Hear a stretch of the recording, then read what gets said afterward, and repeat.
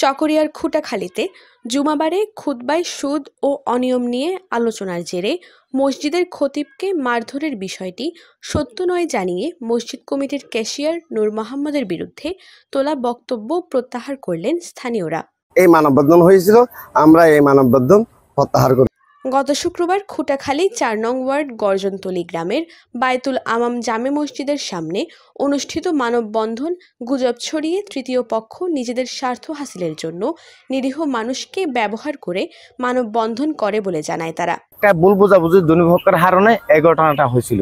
এটার কারণে আমরা মানববন্ধন করছিলাম শুক্রবারে। ওইটা আজকে ইনশাল্লাহ এখানে সব ভুল বোঝাবুঝির এইটা সংশোধন হয়ে আজকে এখানে মিলে গেছে। হুজুরকে নিয়ে যে ঘটনাটা উস্কাই দিছে সম্পূর্ণ ভুল বোঝাবুঝির কারণে গত শুক্রবার জোহর নামাজের পরে এলাকাবাসীর সহ উদ্যোগে যে মানববন্ধন হয়েছিল সেটা সম্পূর্ণ ভুল। ঘুষ সুদ এটাও ভুল।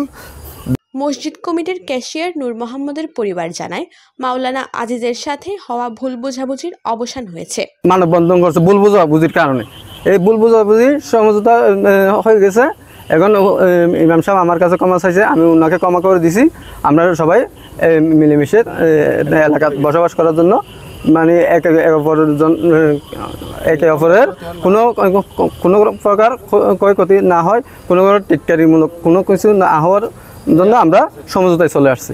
এদিকে মাওলানা আজিজুল হকও বলেছেন বিষয়টি মীমাংসা হয়েছে এবং নূর মোহাম্মদের পরিবার সহ সবার সাথে এলাকায় মিলেমিশে থাকার অঙ্গীকার করেছেন। আমাদের মধ্যে যেই উভয় পক্ষের মধ্যে একটা ভুল বুঝাবুঝি হয়েছে, ওই ভুল বুঝাবুঝির অবসান হয়েছে। আর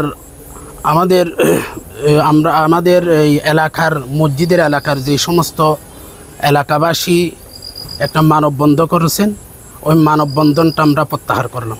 বিষয়টি নিয়ে বিভিন্ন পত্রিকায় এবং সামাজিক যোগাযোগ মাধ্যমে প্রকাশিত সংবাদ নিয়ে কাউকে বিভ্রান্ত না হওয়ার অনুরোধ জানিয়েছেন স্থানীয়রা। News desk, TTN।